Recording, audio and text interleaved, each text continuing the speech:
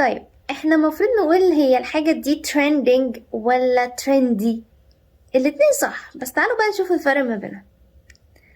trending معناها ان الحاجة دي يعني is becoming popular، بدأت انها تكون مشهورة، او بدأت انها to experience يعني just experience a rise مثلا in attention، بدأت انها يعني يبتدي يحصل فيها زيادة في انتباه الناس إليها. بدأت إنها to captivate attention يعني، أو إنها تستحوذ على انتباه الناس. لكن actually هي في الوقت الحالي واقعيا لسه ما بقتش بالشهرة الكافية، ولكن بدأت إنها show up يعني إنها تظهر، بدأت إنها تشاين كده. كلمة trending بتيجي دايما مثلا زي على السوشيال ميديا مشهورة جدا، ان يقولك الحاجة دي is trending، مثلا السونج الأغنية دي is trending، بدأت انها تجذب انتباه الناس، لكن لسه لم تستحوذ على الموقع ده بعد عشان نقول انها دلوقتي trendy. لكن بنقول انها is trending، بدأ بقى في زيادة في اهتمام الناس بيها، بقى في فكرة ان الناس بدأت to be interested فيها او تكون منتبهة اليها. نفس الحكاية لو حاجة فنية او مثلا بتتقال دايما في السوشيال ميديا هاشتاج، يعني الهاشتاج ده بدأ يبقى is trending، انه بدأ الناس تشارك فيه وبدأ يجذب انتباه الناس. دي معنى is trending.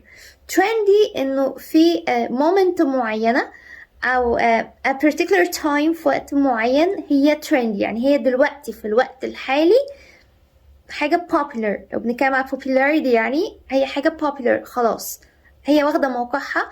وبتتقال مثلا اكتر حاجة في الكلوث، في الملابس، انه مثلا يعني whatever الكلوث ايه هي، او shoes مثلا، دي او براند ده مثلا، دي حاجة trendy دلوقتي، ناس كتير بتحب تشتري الحاجة دي.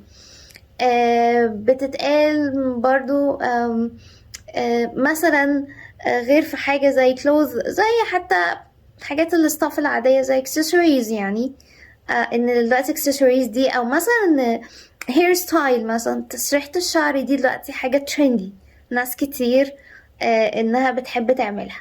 فدي حاجة ليها موقع حالي خلاص، هي خدت الشهرة الكافية. لكن التانية لسه في بداية الشهرة، يعني لسه في تصاعد في شهرتها، لسه في تصاعد في انتباه الناس إليها. فكرة ان الحاجة ترندي بقى كمان مش معناها انها هتستمر. يعني لما اقول كلمة trending قدامي دلوقتي هي مستمرة في انها بتتصاعد، لكن trendy دي مهددة في اي وقت انها يحصل لها حاجة اسمها just fleeting، يعني انها خلاص او الحاجة دي انها تبقى حاجة يعني عابرة خلاص وعدت وخلصناها، ما بقتش ترندي بقى anymore. يعني مثلا الهير ستايلز خلاص دي كانت ترندي فترة وخلصنا منها وبقى في ستايل تاني. الكلوث دي او الحاجة مثلا الشيء الملابس ده اللي الناس كتير بتحبه دلوقتي مثلا في ستايل معين، في موديل معين، كان ترندي في وقت بس خلاص دلوقتي ما بقاش ترندي. لكن trending لا، حاجة لسه بتتصاعد، حاجة لسه بتزداد شهرة، فما اقدرش اقول انها مؤقتة، ما اقدرش اقول انها انتهت زي ما هي لسه مكملة اهي.